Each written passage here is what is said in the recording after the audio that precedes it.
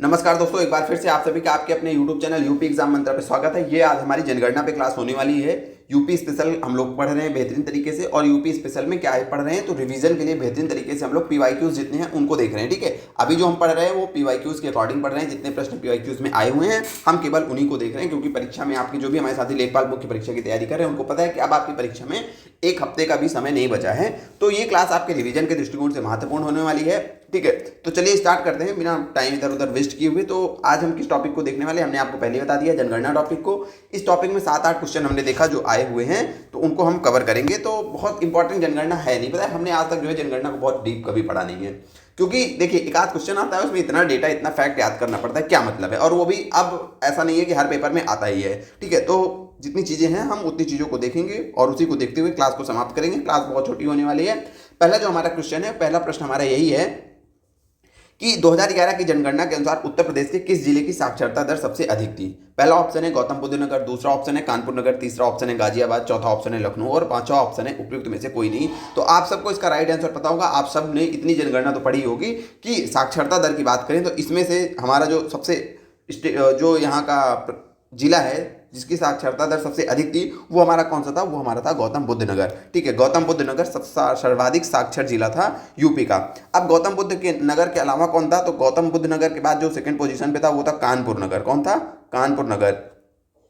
उसके अलावा कौन था, कानपुर नगर के बाद आपका औरैया था। कौन था, औरैया था। ये बातें आपको याद रखनी है। इससे जुड़े हुए कुछ फैक्ट्स हम और देखेंगे। सबसे पहले हम यहाँ पे अभी हमने क्या देखा, हमने देखा कि सर्वाधिक साक्षरता दर वाले जिले। ठीक है, सबसे हमने पहला कौन देखा, सबसे पहला देखा हमने गौतम बुद्ध नगर। ठीक है, गौतम बुद्ध नगर। दूसरा हमने क्या देखा, इसके बाद कानपुर नगर, और तीसरे स्थान पे कौन है, औरैया। अगर सर्वाधिक साक्षर जिलों की बात करें तो अब इसके अलावा दूसरी चीज हम क्या देखेंगे, अगर आपसे पूछे कि सर्वाधिक पुरुष साक्षर, मतलब सर्वाधिक पुरुष साक्षरता दर वाले जिले कौन हैं, सर्वाधिक पुरुष साक्षरता दर वाले जिले कौन से हैं, तो बताइएगा आप। इसमें भी आपका पहले स्थान पे जो आता है वो आता है गौतम बुद्ध नगर। पुरुष साक्षर, यहाँ ओवरऑल साक्षरता की बात कर रहे हैं, अब यहाँ पे केवल पुरुष साक्षरता की बात करें तो गौतम बुद्ध नगर। गौतम बुद्ध नगर के बाद आपका औरैया। अब देखिए औरैया में पुरुष ज़्यादा साक्षर हैं अपेक्षाकृत कानपुर नगर की तुलना में। ठीक है, कानपुर नगर यहाँ पे तीसरे स्थान पे चला जाएगा इटावा। कानपुर में यहाँ पे इटावा चला जाता है तीसरे स्थान पे।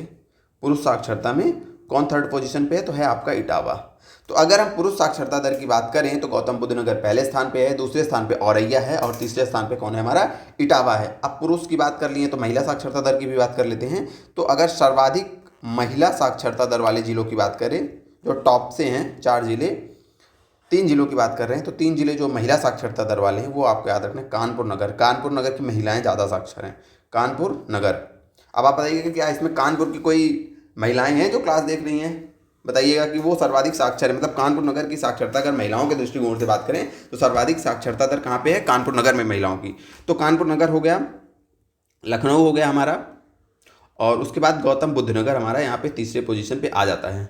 गौतम बुद्ध नगर पुरुषों में और ओवरऑल पहले स्थान पे है, लेकिन महिलाओं में कहाँ पे है, थर्ड स्थान पे। मतलब गौतम बुद्ध नगर अपने आप में थर्ड स्थान पे ही बड़ी बात है। ठीक है, तो अब देखते हैं, ये हो गया सर्वाधिक साक्षरता दर वाले जिले, सर्वाधिक पुरुष साक्षरता वाला जिला, सर्वाधिक महिला साक्षरता दर वाला जिला। अब सर्वाधिक अगर हम देखें तो न्यूनतम भी देखेंगे। तो अब यहाँ पे देखेंगे न्यूनतम। ठीक है, न्यूनतम साक्षरता दर वाले जिले। ठीक है, इसके बाद क्या देखेंगे, उसके बाद देखेंगे न्यूनतम पुरुष साक्षरता दर वाले जिले। फिर क्या देखेंगे, न्यूनतम महिला साक्षरता दर वाले जिले। अब एक एक देखेंगे यहाँ से। ठीक है, एक एक नहीं, दो दो देख लेंगे। न्यूनतम साक्षरता दर वाले जिले की बात करें तो सर्वाधिक न्यूनतम साक्षरता आपकी श्रावस्ती की है। किसकी है, श्रावस्ती की है। फिर आपका बलरामपुर है, बहराइच है। श्रावस्ती के बाद आपका कौन सा है, बहराइच है, और बहराइच के बाद आपका बलरामपुर है। ये नीचे से सबसे नीचे श्रावस्ती है, फिर उसके ऊपर बहराइच है, फिर उसके ऊपर कौन है, बलरामपुर है। ठीक है, इसको हम यहाँ से कर देते हैं, नहीं तो आप इसको गौतम बुद्ध नगर ऊपर का है। अब न्यूनतम पुरुष साक्षरता दर की बात करें तो वहाँ पे भी हमारा टॉप कौन किया है, श्रावस्ती, और उसके बाद कौन सा है, बहराइच। सेम डेटा है। ठीक है, और उसके बाद कौन है, बलरामपुर, सेम टू सेम, ठीक है। न्यूनतम महिला साक्षरता दर वाले जिले की बात करें तो श्रावस्ती, श्रावस्ती से कम किसकी है, बलरामपुर, ठीक है सर। श्रावस्ती के बाद बलरामपुर, यहाँ पे बलरामपुर सेकंड पोजीशन पे आ गया, ठीक है, महिलाओं में। और नहीं तो बलरामपुर उसमें क्या है, थर्ड पे है, तो बलरामपुर के बाद यहाँ बहराइच जो है आपका वो थर्ड पे चला जाएगा, ठीक है, बहराइच। तो अभी हम यहाँ पे इतनी चीज़ों को देख लिए हैं। सर्वाधिक साक्षरता दर वाले जिले, पुरुष साक्षरता दर, महिला साक्षरता दर, न्यूनतम साक्षरता दर वाले जिले, न्यूनतम पुरुष साक्षरता दर वाले जिले और न्यूनतम महिला साक्षरता दर वाले जिले, इतनी चीज़ों को हमने इस प्रश्न के साथ में देख लिया है, ठीक है। अब एक आंकड़े की और बात कर लेते हैं। जब साक्षरता की बात हो ही रही है तो हम ये देखेंगे कि ओवरऑल जो साक्षरता दर है वो कितनी है, ठीक है। उत्तर प्रदेश की साक्षरता दर, साक्षरता दर कहाँ की, यूपी की। तो पहले तो जानिए कि यूपी की जो जनगणना 2011, ये 2011 की जनगणना की बात कर रहे हैं, ठीक है। तो कितनी है टोटल इसकी साक्षरता दर, ओवरऑल 67.72%, ठीक है, 67.72% यहाँ की साक्षरता दर है, ठीक है। अब इसमें अगर पुरुष साक्षरता दर और महिला साक्षरता दर की बात करें, M for male, F for female, ठीक है। तो मेल जो साक्षरता दर है, पुरुष साक्षरता दर वो 77.3% है, फीमेल साक्षरता दर जो है वो 57.2% है, ठीक है। 67, 57, 77 आप याद रखिएगा। ओवरऑल 67 है, पुरुष ज़्यादा साक्षर हैं 77%, महिला कम साक्षर हैं 57%। इतनी चीज़ें आपको याद रखनी है, इस प्रश्न से जुड़ी हुई इतनी चीज़ें हमने आपको बता दी, ठीक है। बढ़ते हैं अगले प्रश्न की ओर। अब हमारा जो अगला प्रश्न है वो है कि जनगणना 2011 के अनुसार उत्तर प्रदेश की कुल जनसंख्या में महिलाओं का प्रतिशत कितना था। यूपी की जो टोटल जनसंख्या थी उसमें महिलाओं का कितना प्रतिशत था, तो वो आपको याद रखना है कि जो कुल जनसंख्या थी उसमें जो महिलाओं का प्रतिशत था वो टोटल था 47.7%। क्या था, 47.7%। राइट आंसर क्या हो जाएगा, 47.7%, इसका हो जाएगा राइट आंसर। अब अगर ये हो गया महिलाओं का प्रतिशत, तो पुरुषों का प्रतिशत कितना होगा। पुरुषों का प्रतिशत आपको याद रखना है 52.29% जो है पुरुष थे, 47.71% महिलाएं थी, ये बात आपको याद रखनी है, ठीक है। अब बढ़ते हैं अगले प्रश्न की ओर। आज का हमारा जो अगला प्रश्न है वो कि उत्तर प्रदेश के निम्नलिखित जिलों में 2011 की जनगणना के अनुसार साक्षरता दर के आधार पर न्यूनतम से उच्चतम की ओर व्यवस्थित कीजिए। मतलब सबसे कम साक्षरता दर किसकी है, फिर उससे ज़्यादा साक्षरता दर किसकी है, फिर उससे ज़्यादा साक्षरता दर किसकी है। मतलब सबसे पहले न्यूनतम को ढूंढना है हमें, फिर उसके बाद उच्चतम को ढूंढना है।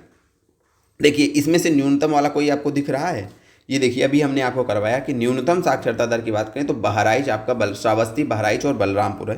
तो श्रावस्ती इसमें आपको कोई दिख रहा है नहीं, श्रावस्ती के बाद किसकी थी, बहराइच की थी, बहराइच आपको मिल गया। बहराइच के बाद बलरामपुर भी नहीं दिख रहा है। अब आप सबसे बॉटम में देखिए पेपर कैसे, अब ये सारे आप नहीं रख सकते, लेकिन होगा क्या कि अब पेपर में आपको पता चल गया इतने में सबसे बॉटम में कौन आएगा, हमारा ऑप्शन 3 आएगा। तो सबसे पहले क्वेश्चन में चलिए, ऑप्शन 3 आपको कहाँ कहाँ पे मिल रहा है, वो जो वहाँ पे ऑप्शन 3 रहेगा वही हमारा होगा। बाकी ऑप्शन हमारे क्या हो जाएंगे, एलिमिनेट हो जाएंगे। तो कौन कौन सा एलिमिनेट हो गया, ऑप्शन बी एलिमिनेट हो गया, ऑप्शन सी क्या हो गया हमारा, एलिमिनेट हो गया।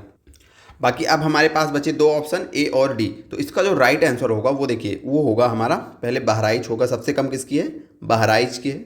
बहराइच के बाद जो है साक्षरता दर जो सबसे कम है वो है आपकी बाराबंकी की, बाराबंकी के बाद जो है, बाराबंकी का लगभग 61% है। बाराबंकी से ऊपर आजमगढ़, बाराबंकी से ऊपर है क्योंकि आजमगढ़ की साक्षरता दर 2011 के अनुसार लगभग 71% थी। और उसके बाद मैनपुरी है, मैनपुरी की लगभग 76% थी साक्षरता दर, मैनपुरी 76% थी, ठीक है। तो ये क्रम हो जाएगा। अब आप कहेंगे इतना हम सबका रट थोड़ी ना पाएंगे, रटने की जरूरत भी नहीं है। ऐसे क्वेश्चन आते ही इसलिए कि आप उसमें टाइम अपना वेस्ट करो, और ऐसी चीज़ों को पढ़ा भी नहीं जा सकता है कि आप हर एक स्टेट की हर एक डिस्ट्रिक्ट की आप चले पढ़ें कि किस डिस्ट्रिक्ट की कितनी साक्षरता दर है। अब इसमें आपके पास दो ऑप्शन थे, अब आप एलिमिनेट करके कर सके तो कर सके, नहीं तो क्वेश्चन ऐसे छोड़ देने चाहिए अगर नहीं आ रहे तो, क्योंकि आप ये पॉसिबल नहीं है। अभी साक्षरता दर दिया है, अब आप चलें मान लीजिए नेक्स्ट टाइम वो पुरुष साक्षरता दर पूछे तो आप चले सबका पुरुष साक्षरता दर याद करें, सारे जिलों का शिशुलिंगानुपात याद करें, सारे जिलों का नहीं, टॉप 3 बॉटम 3 याद करते चलिए। उससे प्रश्न हो रहा है तो अच्छी बात है, उससे प्रश्न नहीं हो रहा है तो कोई जरूरत नहीं है ज़्यादा फैक्ट्स को रटने की। तो इसका बहरहाल राइट आंसर क्या हो जाएगा, सबसे पहले हमारा बहराइच ऑप्शन 3, बाराबंकी कौन सा है ऑप्शन 4, आजमगढ़ क्या है ऑप्शन 1 और मैनपुरी क्या है ऑप्शन 2। तो 3, 4, 1, 2 किस में है, तो ऑप्शन ए इसका हो जाएगा राइट आंसर, ठीक है। बाकी साक्षरता दर से जुड़े हुए जितने भी इंपॉर्टेंट आंकड़े हमने आपको बता दिए। अगला प्रश्न है उत्तर प्रदेश जनसंख्या नियंत्रण स्थिरीकरण एवं कल्याण विधेयक 2021 का प्राथमिक उद्देश्य क्या है। तो देखिए ये जो विधेयक आया है इसका प्राथमिक उद्देश्य ये है कि 2026 तक जो प्रजनन दर है वो जो है 2.1 प्रति हजार जनसंख्या पे करना है। हमें प्रजनन दर प्रति हजार जनसंख्या पे कितनी होनी चाहिए? 2.1 होनी चाहिए 2026 तक, ये इसका लक्ष्य है।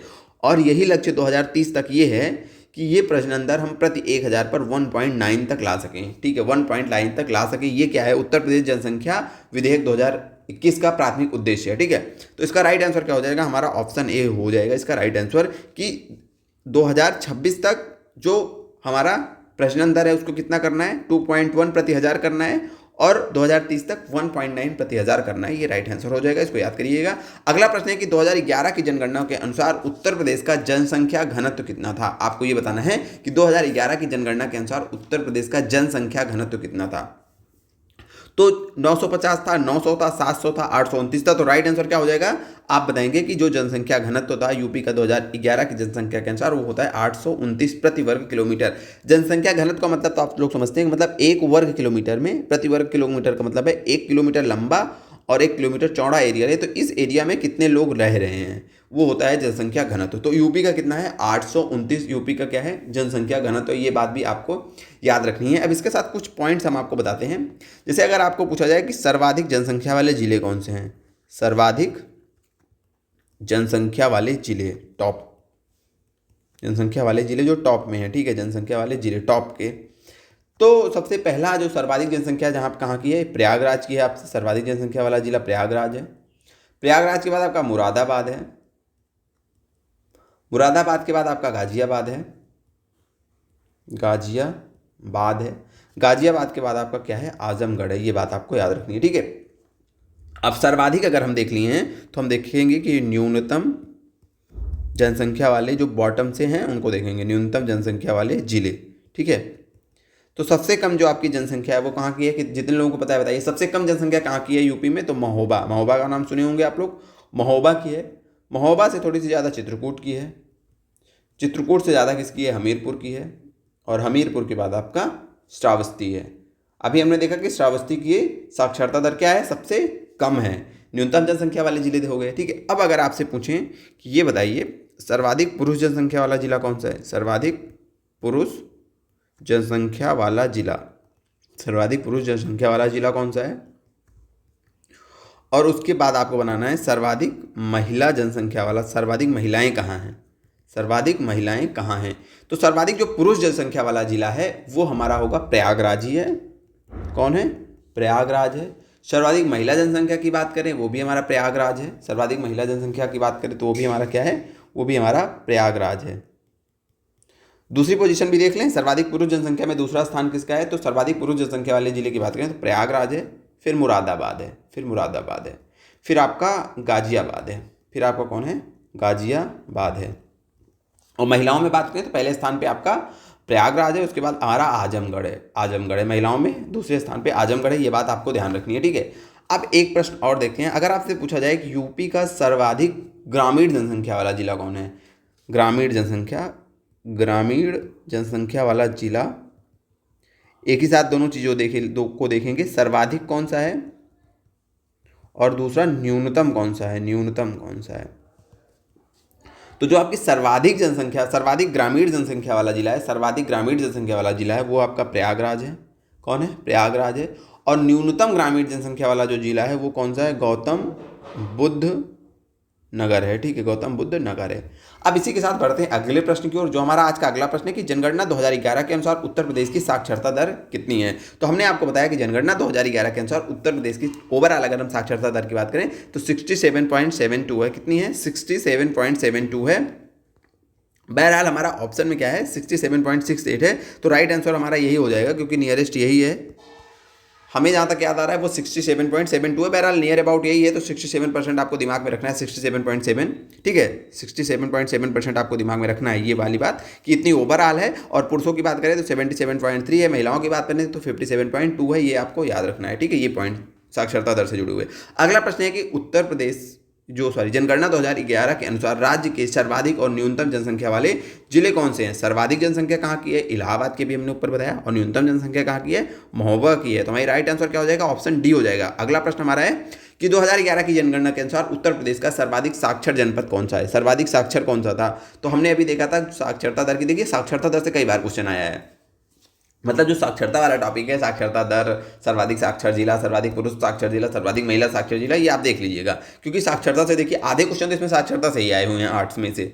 तो उत्तर प्रदेश का सर्वाधिक साक्षर जनपद कौन सा है, तो हमने बताया था गौतम बुद्ध नगर है। कौन है, गौतम बुद्ध नगर है। हालांकि हमें इनमें से बताना है, तो गौतम बुद्ध नगर के बाद कौन सा सेकंड स्थान पे था सर्वाधिक साक्षरता के मामले में, कानपुर था। कानपुर के बाद कौन सा था, औरैया था। तो इसमें आप गौतम बुद्ध नगर तो है नहीं, तो कौन सा हो जाएगा, कानपुर नगर हो जाएगा। ऑप्शन बी हमारा क्या हो जाएगा, राइट आंसर हो जाएगा। ठीक है, इसी के साथ हमारे प्रश्न होते हैं समाप्त। आप बोलें तो कुछ और एडिशनल पॉइंट आप लोगों को करवा दें। ठीक है, कुछ और जिलों के नाम बता दें। ठीक है, जैसे कि अभी हमने ग्रामीण जनसंख्या देखी, ठीक है, उसी प्रकार हम अपनी बात करेंगे नगरीय जनसंख्या की। ठीक है, किसकी बात करेंगे, ग्रामीण के बाद बात करेंगे नगरीय जनसंख्या की। नगरीय जनसंख्या की तो अब आप बताइए कि सर्वाधिक नगरीय जनसंख्या कहाँ की है, सर्वाधिक कहाँ की है, किस जिले की है, और सर्वाधिक के बाद न्यूनतम किस जिले की है, न्यूनतम किस जिले की है। तो अगर आपसे सर्वाधिक नगरीय जनसंख्या की बात करें तो वो गाजियाबाद है। ठीक है, जहाँ पे सबसे कम ग्रामीण लोग रहेंगे, मतलब वहाँ पे ज़्यादा नगरीय लोग रह रहे हैं। तो ठीक है, ग्रामीण जनसंख्या में कौन था, न्यूनतम ग्रामीण जनसंख्या में गाजियाबाद था, तो सर्वाधिक नगरीय जनसंख्या में गाजियाबाद आ जाएगा। ठीक है, उसके बाद न्यूनतम नगरीय जनसंख्या की अगर हम बात करें, न्यूनतम नगरीय जनसंख्या की, तो न्यूनतम नगरीय जनसंख्या वाला जो जिला है वो आपका श्रावस्ती है। कौन सा है, श्रावस्ती।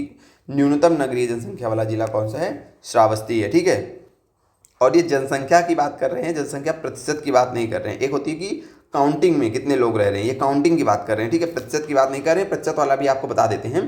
देखिए, इसको एक हम चार्ट में बता दे रहे हैं, ऐसे समझिए, चार्ट हम बना दे रहे हैं। ठीक है, तो ये हमने आपके लिए ग्रामीण जनसंख्या और नगरीय जनसंख्या जो सर्वाधिक न्यूनतम वाले जिले हैं उनका एक बना दिया है, क्या, चार्ट बना दिया है। इसको ठीक है ध्यान से देखिएगा। पहले ये जो है जनसंख्या के अनुसार है, मतलब जनसंख्या कितनी है, काउंटिंग, और ये जनसंख्या प्रतिशत, मतलब ये परसेंट के हिसाब से, ये जनसंख्या के हिसाब से, ये दोनों चीज़ें। तो अगर पूछा जाए कि ग्रामीण जनसंख्या सर्वाधिक किस जिले की है, तो प्रयागराज की। सबसे न्यूनतम कहाँ पे है जनसंख्या ग्रामीण जनसंख्या की, तो गौतम बुद्ध नगर की। लेकिन अगर ये बात प्रतिशत में की जाए कि सर्वाधिक आपकी ग्रामीण जनसंख्या का प्रतिशत कहाँ पे है, तो वो श्रावस्ती में है।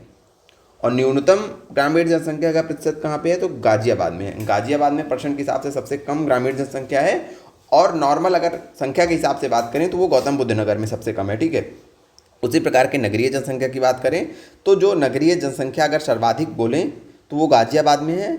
इसमें तो आपको गाजियाबाद और श्रावस्ती दोनों याद रखना है, दो ही याद रखना है, चाहे वो जनसंख्या के हिसाब से हो या जनसंख्या प्रतिशत के हिसाब से हो। सर्वाधिक नगरीय जनसंख्या आपके गाजियाबाद में ही है, और चाहे वो न्यूनतम जनसंख्या के हिसाब से हो या जनसंख्या प्रतिशत के हिसाब से हो, न्यूनतम में आपका श्रावस्ती ही है। क्या है, श्रावस्ती ही है। श्रावस्ती 3 जगह आपको याद रखना है, न्यूनतम नगरीय जनसंख्या, न्यूनतम नगरीय जनसंख्या प्रतिशत, और सर्वाधिक ग्रामीण जनसंख्या प्रतिशत। 3 जगह आपका श्रावस्ती है। ये नगरीय जनसंख्या, नगरीय और ग्रामीण जनसंख्या से रिलेटेड कुछ पॉइंट है। ठीक है, बाकी हमें आशा है कि आप लोग जो है जनगणना को अच्छे से कहीं ना कहीं से पढ़े होंगे। यदि नहीं पढ़े हैं तो लास्ट टाइम में पढ़िएगा भी मत। प्रश्न आना होगा एक आध तो आ जाएगा, इसी में से नहीं आएगा। अब लास्ट में आप पूरी जनसंख्या यदि आप रटने बैठेंगे, नहीं आपने पढ़ा है, तो बहुत प्रेशर क्रिएट करेगा आपके ऊपर, चीज़ें याद नहीं होंगी। जितने टाइम में आप जनगणना रटेंगे उतने टाइम में आप अपने कई सारे सब्जेक्ट को जो है जो रिवाइज कर सकते हैं। जिन्होंने पढ़ रखा है वो रिवीजन कर लें शॉर्ट में, जिन्होंने नहीं पढ़ रखा है वो रिवीजन ना करें। इसीलिए हम बहुत ज़्यादा जनगणना के अंदर के पॉइंट्स आपको बता भी नहीं रहे हैं, क्योंकि जिन्होंने पढ़ रखा है उनके पास प्रॉपर नोट्स है, वो पढ़ लेंगे, वो रिवीजन कर लेंगे। जिन्होंने नहीं पढ़ रखा है उनको यदि नई चीज़ें अभी हम लास्ट के 3 दिनों में बताएंगे तो ये अच्छा नहीं होता है। ये इससे क्या होगा ना कि आप और पेपर से और सिलेक्शन से और दूर चले जाओगे। लास्ट टाइम में नहीं चाहिए, अरे हम कह रहे हैं एक आध क्वेश्चन आएगा कर लोगे तो अच्छी बात है, नहीं कर लोगे तो वो भी अच्छी बात है। 100 में 100 तो करना नहीं है। तो जितने पॉइंट हमने बता दिए इतने आप रिवीजन कर लीजिए, इतना रिवाइज कर लीजिए, इतना देख लीजिए। ये सब PYQ से जुड़े हुए पॉइंट है। बाकी मिलते हैं आप लोगों से फिर से नई क्लास से। बताइएगा क्लास कैसी लगी। अगली अब हमारी 1-2 क्लासेस और होंगी। आज सैटरडे है, कल संडे कोशिश है, कल हम आपका यूपी स्पेशल समाप्त कर देंगे जितने भी PYQs हैं। बाकी आप लोग ऐसा ही प्यार और सपोर्ट बना के रखिए, कंटेंट आपको रेगुलर दिया जाता रहेगा। लेकिन अब हम कंटेंट की संख्या क्या करेंगे, कम करेंगे। जब तक आपका लेखपाल का पेपर है तब तक अब कुछ बहुत ज़्यादा नई चीज़ें नहीं बताएंगे। कुछ हमें बहुत इंपॉर्टेंट लगेगी तो बता देंगे, क्योंकि हम खुद भी लास्ट टाइम में नई चीज़ें नहीं पढ़ते थे, केवल रिवीजन पे फोकस करते थे, बहुत ज़्यादा प्रेशर नहीं लेते थे। तो हमने जैसा किया है वैसा हम आप लोगों के लिए भी करेंगे सेम चीज़ें। ठीक है, कि लास्ट टाइम में कुछ लोग खुश होंगे, कुछ लोग नाराज होंगे, लेकिन फैक्ट यही है कि लास्ट टाइम में बहुत ज़्यादा नई चीज़ों को नहीं करनी चाहिए। करना ही है, बहुत पढ़ने की इच्छा हो रही है, पुरानी चीज़ों को जो आपने पढ़ रखा है उसको रिवाइज करिए। नई चीज़ों की पढ़ने की अपेक्षा पुरानी चीज़ों को आप रिवीजन करेंगे, वहाँ से आप ज़्यादा क्वेश्चन सही करेंगे। ठीक है, बाकी मानसिक रूप से एकदम कूल रहिए, शांत रहिए जिसे बोला जाता है, और शारीरिक रूप से भी एकदम शांत रहिए। आप लोग एक काम और करिएगा, इस क्लास के लास्ट में आप लोग कमेंट करके बताइएगा कि वर्तमान में आपके दिमाग में क्या चल रहा है, कोई प्रॉब्लम आपको हो रही है, किस प्रकार की टेंशन हो रही है, उसे सोच रहे हैं। कल हम आपके लिए छोटा सा वीडियो बनाएंगे जिसमें आपसे बात करेंगे, आपके जो भी प्रश्न होंगे उनका उत्तर देंगे, क्योंकि पेपर में 2-3 दिन बचा है। आप लोग बहुत प्रेशर में होंगे, बहुत टेंशन में होंगे, डिप्रेशन सा फील हो रहा होगा। तो कल आपसे बातचीत करते हैं, बताइएगा कुछ आपके दिमाग में जो प्रश्न चल रहे होगा उसका हम उत्तर जरूर देंगे, क्लास के कमेंट में बताइएगा। मिलते हैं फिर से किसी नई क्लास में। आज की क्लास देखने के लिए आप लोगों को बहुत बहुत धन्यवाद।